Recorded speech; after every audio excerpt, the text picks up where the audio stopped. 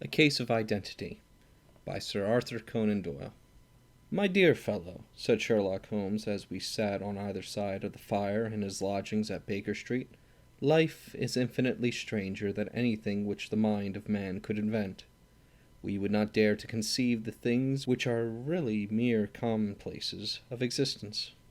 If we could fly out of that window hand in hand, hover over this great city, gently remove the roofs, and peep in at the queer things which are going on, the strange coincidences, the plannings, the cross purposes, the wonderful chain of events, working through generations, and lead to the most autere results, it would make all fiction with its conventionalities and foreseen conclusions most stale and unprofitable." "And yet I am not convinced of it," I answered. "The cases which come to light in the papers are, as a rule, bald enough, and vulgar enough. We have in our police reports realism pushed to its extreme limits, and yet the result is, it must be confessed, neither fascinating nor artistic. A certain selection and discretion must be used in producing a realistic effect," remarked Holmes. "This is wanting in the police report, which more stress is laid, perhaps, upon the platitudes of the magistrate than upon the details, which to an observer contain the vital essence of the whole matter. Depend upon it, there is nothing so unnatural as the commonplace." I smiled and I shook my head. "I cannot quite understand your thinking so," I said. "Of course, in my position of unofficial adviser and helper to everybody who is absolutely puzzled throughout 3 continents, you are brought in contact with all that is strange and bizarre. But here," I picked up the morning paper from the ground, "let us put it to the practical test. Here it is, the first heading upon which I come. A husband's cruelty to his wife. There is half a column of print, but I know without reading that it is all perfectly familiar to me. There is, of course, the other woman, the drink, the push, the blow, the bruise, the sympathetic sister or landlady. The crudest of writers could invent nothing more crude." "Indeed, your example is an unfortunate one for your argument," said Holmes, taking the paper and glancing his eye down it. "This is the Dundas separation case, and as it happens, I was engaged in clearing up some small points in connection with it. The husband was a teetotaler. There was no other woman, and the conduct complained of was that he had drifted into the habit of winding up every meal by taking out his false teeth and hurling them at his wife, which, you will allow, is not an action likely to occur to the imagination of the average storyteller. Take a pinch of snuff, doctor, and acknowledge that I have scored over you in your example." He held out his snuff-box of old gold, with a great amethyst in the center of the lid. Its splendor was in such contrast to his homely ways and simple life that I could not help commenting upon it. "Ah," said he, "I forgot that I had not seen you for some weeks. It is a little souvenir from the King of Bohemia in return for my assistance in the case of the Irene Adler papers." "And the ring?" I asked, glancing at the remarkable brilliant which sparkled upon his finger. "It was from the reigning family of Holland, though the matter in which I served them was of such delicacy that I cannot confide it even to you, who have been good enough to chronicle 1 or 2 of my little problems." "And have you any on hand just now?" I asked with interest. "Some 10 or 12, but none which present any feature of interest. They are important, you understand, without being interesting. Indeed, I have found that it is usually in unimportant matters that there is a field for the observation and for the quick analysis of cause and effect which gives the charm to an investigation. The larger crimes are apt to be simpler, for the bigger the crime the more obvious, as a rule, is the motive.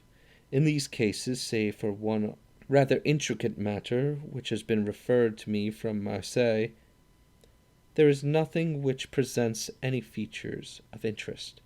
It is possible, however, that I may have something better before very many minutes are over, for this is one of my clients, or I am much mistaken." He had risen from his chair and was standing between the parted blinds, gazing down into the dulled, neutral-tinted London street. Looking over his shoulder, I saw that on the pavement opposite there stood a large woman with a heavy fur boa round her neck, and a large curling red feather in a broad-brimmed hat, which was tilted in a coquettish Duchess of Devonshire fashion over her ear. From under this great panoply she peeped up in a nervous, hesitating fashion at our windows, while her body oscillated backward and forward, and her fingers fidgeted with her glove buttons. Suddenly, with a plunge, as of the swimmer who leaves the bank, she hurried across the road, and we heard the sharp clang of the bell. "I have seen those symptoms before," said Holmes, throwing his cigarette into the fire. "Oscillation upon the pavement always means an affaire de coeur." She would like advice, but it is not sure that the matter is not too delicate for communication, and yet even here we may discriminate. When a woman has been seriously wronged by a man, she no longer oscillates, and the usual symptom is a broken bell wire. Here we may take it that there is a love matter, and that the maiden is not so much angry as perplexed or grieved.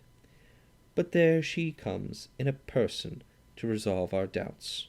As he spoke there with a tap at the door, and the boy in buttons entered to announce Miss Mary Sutherland, while the lady herself loomed behind his small black figure like a full-sailed merchantman behind a tiny pilot-boat.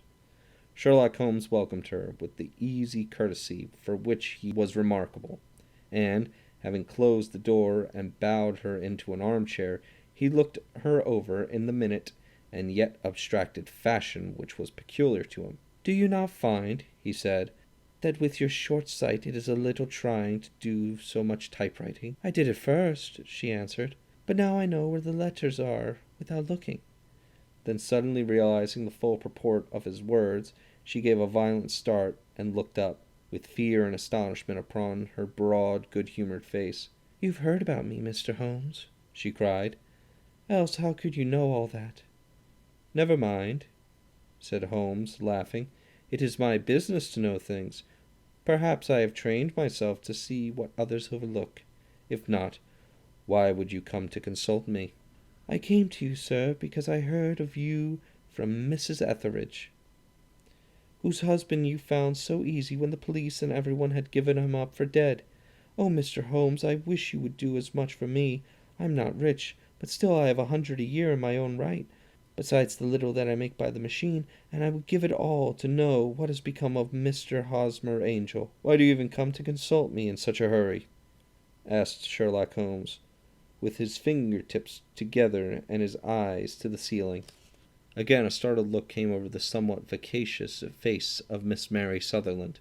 "Yes, I did bang out of the house," she said, "for it made me angry to see the easy way in which Mr. Windibank, that is my father, took it all. He would not go to the police, and he would not go to you, and so at last, as he would do nothing, and kept on saying that there was no harm done, it made me mad, and I just on with my things, and came right away to you." "Your father," said Holmes. "Your stepfather, surely, since the name is different." "Yes, my stepfather. I call him father, though it sounds funny, too, for he is only 5 and 2 months older than myself." "And your mother is alive?" "Oh, yes, mother is alive and well. I wasn't best blessed, Mr. Holmes, when she married again so soon after father's death, and a man who was nearly 15 years younger than herself. Father was a plumber in Tottenham Court Road, and he left a tidy business behind him, which mother carried on with Mr. Hardy, the foreman. But when Mr. Windibank came, he made her sell the business, for he was very superior, being a traveller in wines. They got £4,700 for the goodwill and interest, which was near as much as father could have got if he had been alive." I had expected to see Sherlock Holmes impatient under this rambling and inconsequential narrative, but on the contrary, he had listened with the greatest concentration of attention. "Your own little income," he asked, "does it come out of the business?" "Oh, no, sir. It is quite separate, and was left me by my Uncle Ned in Auckland. It is in New Zealand stock, paying 4.5%. £2,500 was the amount, but I can only touch the interest." "You interest me extremely," said Holmes, "and since you draw such a large sum as 100 a year, with what you earn into the bargain, you no doubt travel a little and indulge yourself in every way. I believe that a single lady can get on very nicely upon an income of about £60." I could do with much less than that, Mr. Holmes, but you understand that as long as I live at home I don't wish to be a burden to them, and so they have the use of the money just while I am staying with them. Of course, that is only just for the time. Mr. Windibank draws my interest every quarter and pays it over to Mother, and I find that I can do pretty well with what I earn at typewriting. It brings me twopence a sheet, and I can often do from 15 to 20 sheets a day." "You have made your position very clear to me," said Holmes. "This is my friend, Dr. Watson, before whom you can speak as freely as before myself. Kindly tell us now all about your connection with Mr. Hosmer Angel." A flush stole over Miss Sutherland's face as she picked nervously at the fringe of her jacket. "I met him first at Cass Fitter's ball," she said. "They used to send Father tickets when he was alive, and then afterwards they remembered us and sent them to Mother. Mr. Windibank did not wish to go. He never did wish us to go anywhere. He would get quite mad if I wanted so much as to join on Sunday school treat. But this time I was set on going, and I would go. For what right had he to prevent? He said the folk were not fit for us to know, when all Father's friends were to be there, and he said that I had nothing fit to wear, when I had my purple plush, that I had never so much taken out of the drawer. At last, when nothing else would do, he went off to France upon business of the firm. But we went, Mother and I, and Mr. Hardy, who used to be our foreman, and it was there I met Mr. Hosmer Angel." "I suppose," said Holmes, "that when Mr. Windibank came back from France he was very annoyed at your having gone to the ball." "Oh, well, he was very good about it. He laughed, I remember, and shrugged his shoulders and said there was no use denying anything to a woman, for she would have her way." "I see. Then at Gasfitter's ball you met, as I understand, a gentleman called Mr. Hosmer Angel." "Yes, sir. I met him that night, and he called next day to ask if we had got home all safe, and after that we met him. That is to say, Mr. Holmes, I met him twice for walks, but after that Father came back again, and Mr. Hosmer Angel could not come to the house any more." "No?" "Well, you know Father didn't like anything of the sort. He wouldn't have any visitors if he could help it, and he used to say that a woman should be happy in her own family circle. But then, as I used to say to Mother, a woman wants her own circle to begin with, and I had not got mine yet." "But how about Mr. Hosmer Angel? How did he give no attempt to see you?"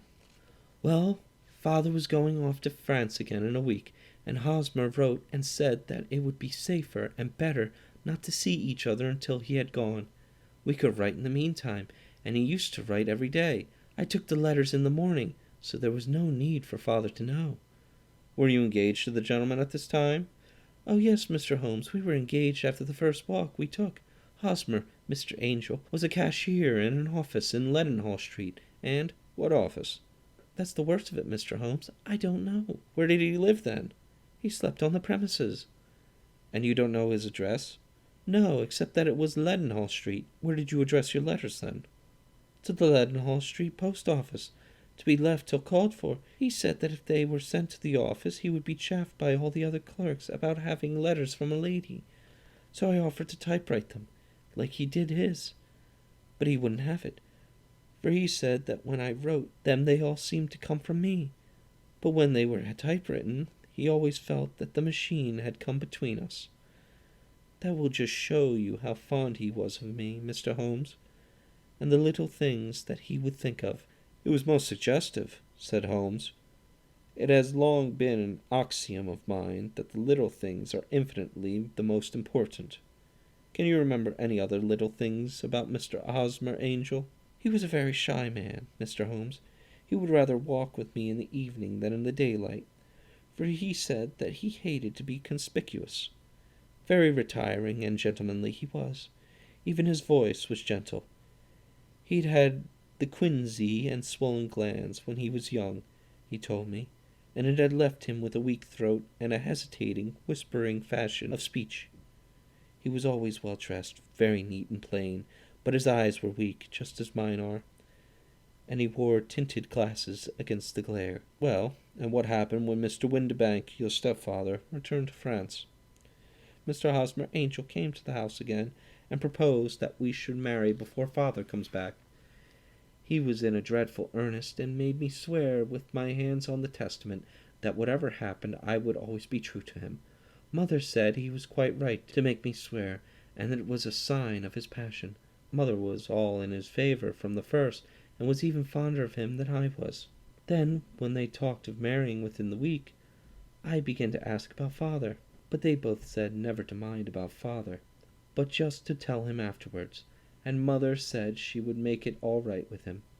I didn't quite like that, Mr. Holmes. It seemed funny that I should ask his leave, as he was only a few years older than me, but I didn't want to do anything on the sly, so I wrote to father at Bordeaux, where the company has its French offices. But the letter came back to me on the very morning of the wedding. It missed him, then? Yes, sir, for he started to England just before it arrived. Ha! That was unfortunate. Your wedding was arranged, then, for that Friday. Was it to be in a church? Yes, sir, but very quietly. It was to be at St. Saviour's, near King's Cross, and we were to have breakfast afterwards at San Pancras Hotel.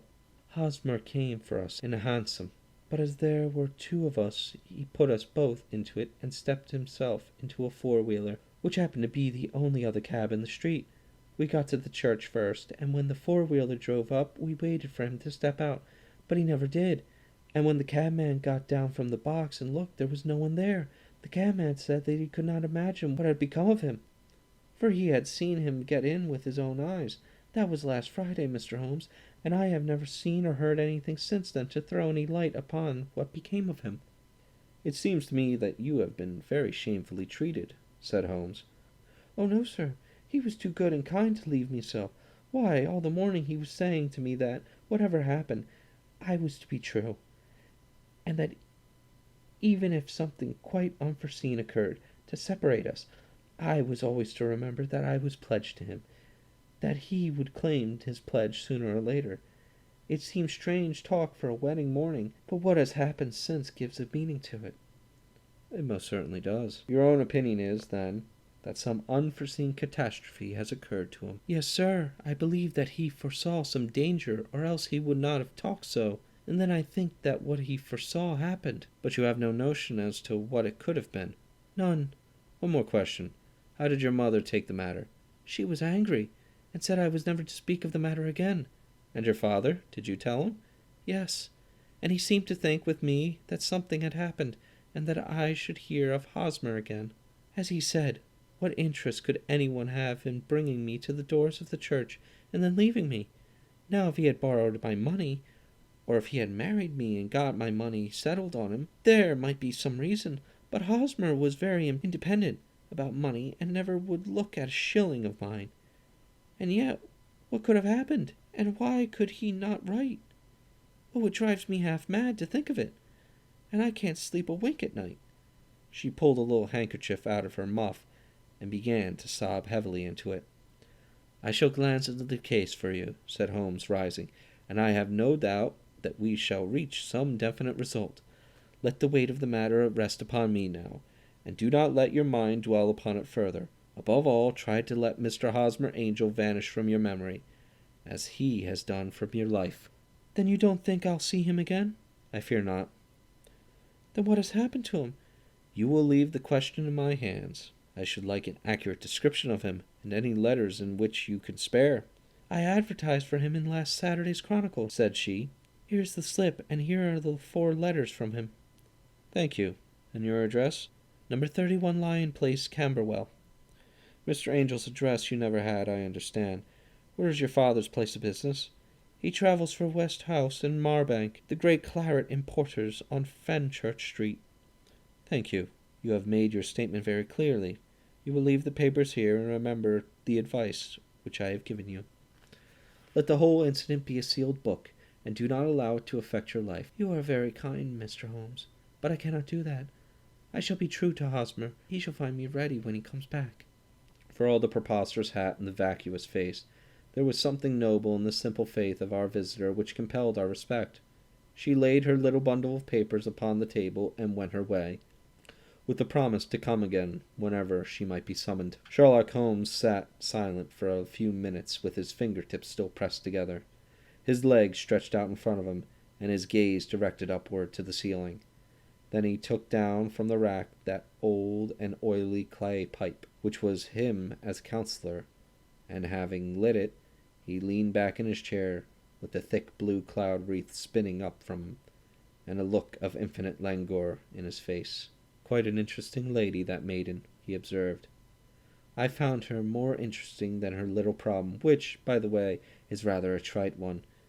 You will find parallel cases if you consult my index in Andover in 77, and there was something of the sort at The Hague last year. Old as is the idea, however, there were one or two details which were new to me, but the maiden herself was most instructive." "You appeared to read a good deal upon her which was quite invisible to me," I remarked. "Not invisible, but unnoticed, Watson. You did not know where to look, and so you missed all that was important. I can never bring you to realize the importance of sleeves and the suggestiveness of thumbnails, or the great issues that may hang from a bootlace. Now, what did you gather from the woman's appearance? Describe it." "Well, she had slate-colored, broad-brimmed straw hat, with a feather of brickish red. Her jacket was black, with black beads sewn upon it, and a fringe of little black jet ornaments. Her dress was brown, rather darker than coffee color, with a little purple plush at the neck and sleeves. Her gloves were grayish and were worn through at the right forefinger. Her boots I didn't observe. She had small, round, hanging gold earrings, and a general air of being fairly well-to-do in a vulgar, comfortable, easy-going way." Sherlock Holmes clapped his hands softly together and chuckled. "'Pon my word, Watson, you are coming along wonderfully. You have really done very well indeed. It is true that you have missed everything of importance, but you have hit upon the method, and you have a quick eye for color. Never trust to general impressions, my boy, but concentrate yourself upon details. My first glance is always at a woman's sleeve. In a man it is perhaps better first to take the knee of the trouser. As you observe, this woman had plush upon her sleeves, which is a most useful material for showing traces. The double line a little above the wrist, where the typewriter presses against the table, was beautifully defined. The sewing machine of the hand type leaves a similar mark, but only on the left arm, and on the side of its furthest from the thumb, instead of being right across the broadest part, as this was. I then glanced at her face, and observing the dint of a pince-nez at either side of her nose, I ventured a remark upon short sight and typewriting which seemed to surprise her. It surprised me. But surely it was obvious. I was then much surprised and interested on glancing down to observe that, though the boots which she was wearing were not unlike each other, there were really odd ones, the one having a slightly decorated toe cap, and the other a plain one. One was buttoned only in the 2 lower buttons out of the 5, the other at the first, third, and fifth.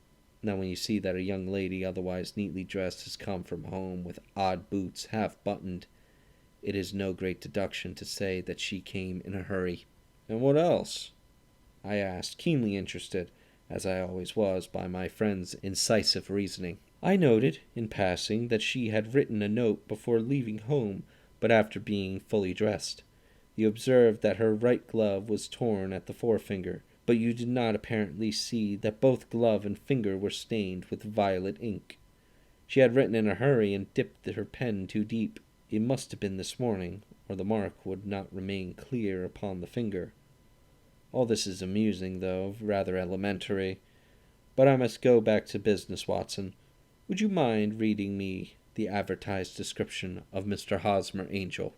I held the little printed slip to the light. "Missing," it said.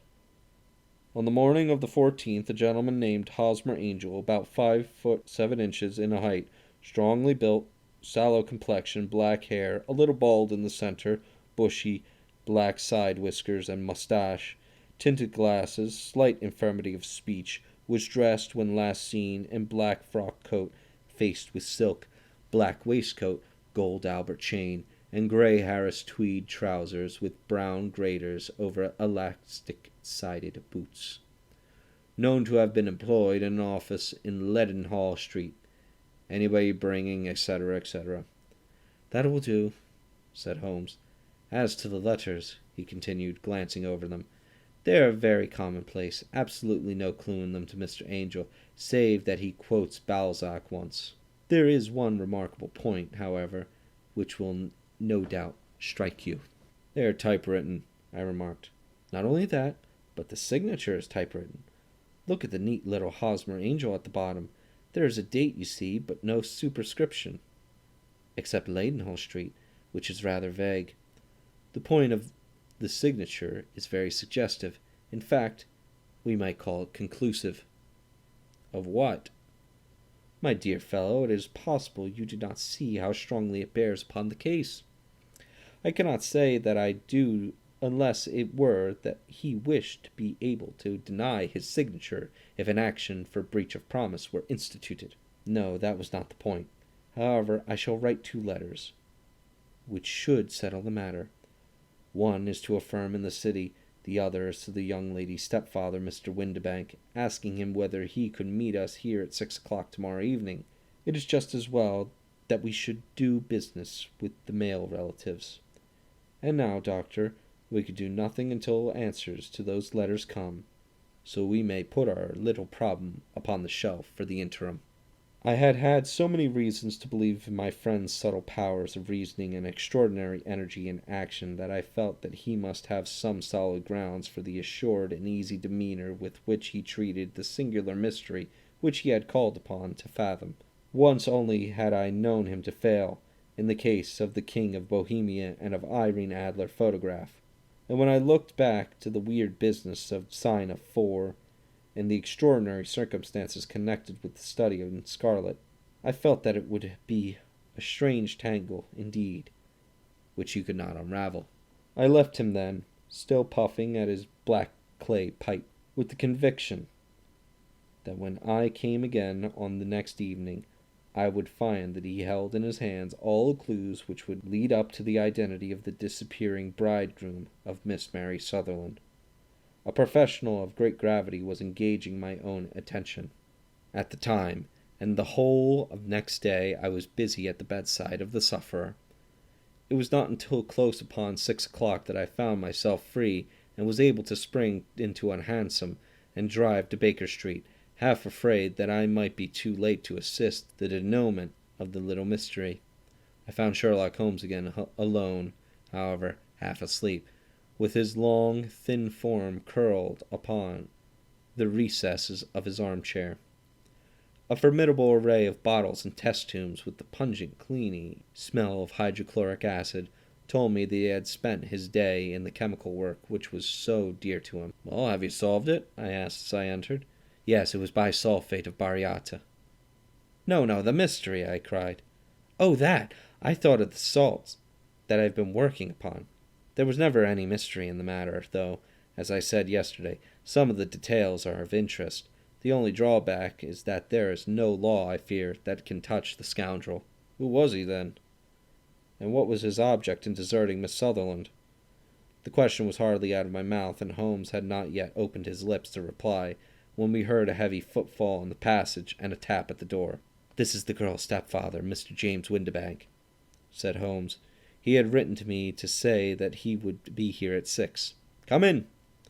The man who entered was sturdy, middle-sized fellow, some 30 years of age, clean-shaven and sallow-skinned, with a bland, insinuating manner, and a pair of wonderfully sharp and penetrating grey eyes. He shot a questioning glance at each of us, placed his shiny top hat upon the sideboard, and with a slight bow sidled down into the nearest chair. "Good evening, Mr. James Windibank," said Holmes. "I think that this typewritten letter is from you, in which you made an appointment with me for 6 o'clock. "Yes, sir, I am afraid that I am a little late, but I am not quite my own master, you know. I am sorry that Miss Sutherland has troubled you about this little matter, for I think that it is far better not to wash linen of the sort in public. It was quite against my wishes that she came, but she is a very excitable, impulsive girl, as you may have noticed, and she is not easily controlled when she made up her mind on the point. Of course, I do not mind you so much as you are not connected with the official police, but it is not pleasant to have a family misfortune like this noised abroad. Besides, it is a useless expense, for how could you possibly find this Hosmer Angel?" "On the contrary," said Holmes quietly, "I have every reason to believe that I will succeed in discovering Mr. Hosmer Angel." Mr. Windibank gave a violent start and dropped his gloves. "I am delighted to hear it," he said. "It is a curious thing," remarked Holmes, "that a typewriter has really quite as much individuality as a man handwriting, unless they are quite new. No two of them write exactly alike. Some letters get more worn than others, and some wear only on one side. Now you remark in this note of yours, Mr. Windibank, that in every case there is some little slurring over the E, and a slight defect in the tail of the R. There are 14 other characteristics, but those are the more obvious. We do all our correspondence with this machine at the office, and no doubt it is a little worn," our visitor answered, glancing keenly at Holmes with his bright little eyes. "And now I will show you what is really a very interesting study, Mr. Windibank," Holmes continued. "I think of writing another little monograph some of these days on the typewriter and its relation to crime. It is a subject to which I have devoted some little attention. I have here 4 letters which purport to come from the missing man. They are all typewritten. In each case not only are the E's slurred and the R's tailless, but you will observe, if you care to use my magnifying lenses, that the 14 other characteristics to which I have alluded are there as well." Mr. Windibank sprang out of his chair and picked up his hat. "I cannot waste time over this sort of fantastic talk, Mr. Holmes," he said. "If you can catch the man, catch him, and let me know when you have done it." "Certainly," said Holmes, stepping over and turning the key in the door. "I let you know, then, that I have caught him." "What? Where?" shouted Windibank, turning white to his lips and glancing about him like a rat in a trap. "Oh, it won't do. Really it won't do. Really it won't," said Holmes suavely. "There is no possible getting out of it, Mr. Windibank. It is quite too transparent. And it was a very bad compliment when you said that it was impossible for me to solve so simple a question. That's right. Sit down and let's talk it over." Our visitor collapsed into a chair with a ghastly face and a glitter of moisture on his brow. It's not actionable," he stammered. "I am very much afraid that it is not. But between ourselves, Windibank, it was as cruel and selfish and heartless a trick in a petty way as ever came before me. Now let me just run over the course of events, and you will contradict me as I go wrong." The man sat huddled up in his chair, with his head sunk upon his breast, like one who is utterly crushed. Holmes stuck his feet up on a counter of the mantelpiece, and, leaning back with his hands in his pockets, began talking, rather to himself, as it seemed, than to us. "The man married a woman very much older than himself for her money," said he, "and he enjoyed the use of the money of the daughter as long as she lived with them. It was a considerable sum for people in their position, and the loss of it would have been a serious difference. It was worth an effort to preserve it. The daughter was of a good, amiable disposition, but affectionate and warm-hearted in her ways, so that it was evident that with her fair personal advantages and her little income she would not be allowed to remain single long. Now her marriage would mean, of course, the loss of 100 a year, so what does her stepfather do to prevent it? He takes the obvious course of keeping her at home and forbidding her to seek the company of people of her own age. But soon he found that that would not answer forever. She became restive, insisted upon her rights, and finally announced her positive intention of going to a certain ball. What does her clever stepfather do then? He conceives an idea more credible to his head than to his heart. With the connivance and assistance of his wife, he disguised himself, covered those keen eyes with tinted glasses, masked the face with a moustache and a pair of bushy whiskers, sank that clear voice into an insinuating whisper, and doubly secured on account of the girl's short sight, he appears as Mr. Hosmer Angel, and keeps off other lovers by making love himself." "It was only a joke at first," groaned our visitor. We never thought that she would have been so carried away." "Very likely not. However that may be, the young lady was very decidedly carried away, and, having quite made up her mind that her stepfather was in France, the suspicion of treachery never for an instant entered her mind. She was flattered by the gentleman's attentions, and the effect was increased by the loudly expressed admiration of her mother." Then Mr. Angel began to call, for it was obvious that the matter should be pushed as far as it would go if a real effect were to be produced. There were meetings and an engagement which would finally secure the girl's affections from turning towards anyone else. But the deception could not be kept up forever. These pretended journeys to France were rather cumbrous.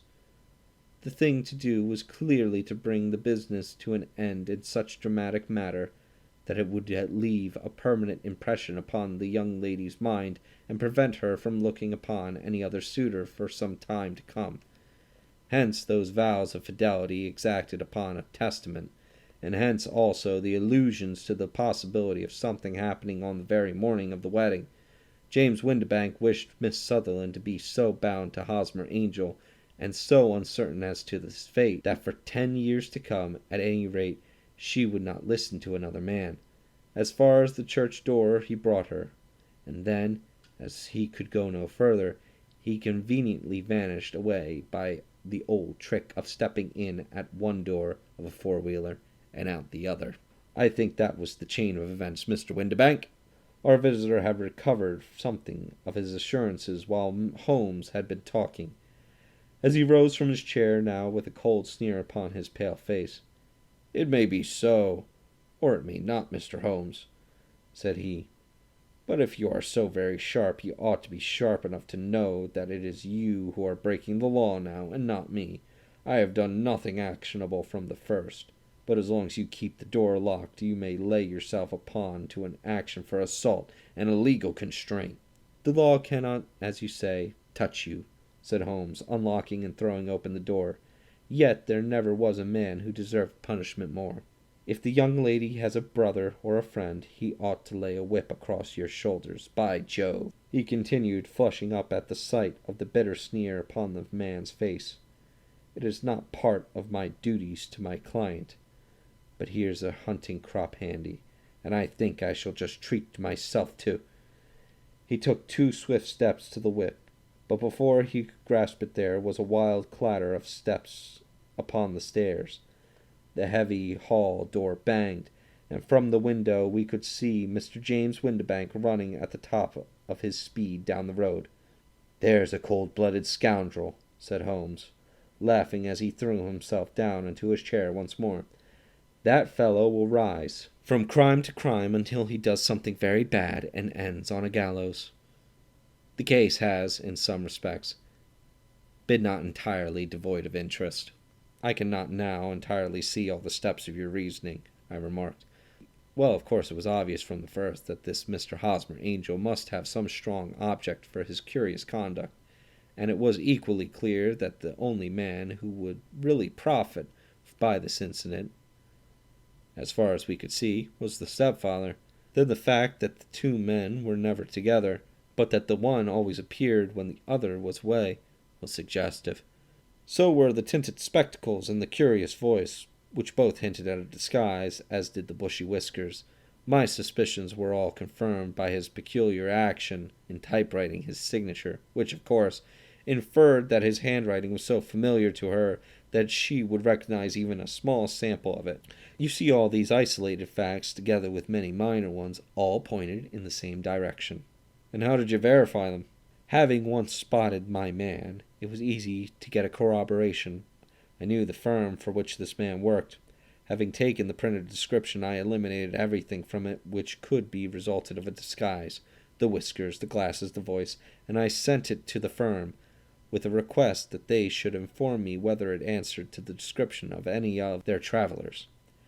I had already noticed the peculiarities of a typewriter, and I wrote to the man himself as his business address asking him if he could come here. As I expected, his reply was typewritten, and revealed the same trivial but characteristic defects. The same post brought me a letter from Westhouse and Marbank, on Fenchurch Street, to say that the description tallied in every respect, with that of their employee, James Windibank. Voilà! And Miss Sutherland? If I tell her, she will not believe me. You may remember the old person saying, there is danger for him who taketh the tiger cub, and danger also for whoso snatches the delusion from a woman. There is as much sense in Havas as in Horace, and as much knowledge of the world.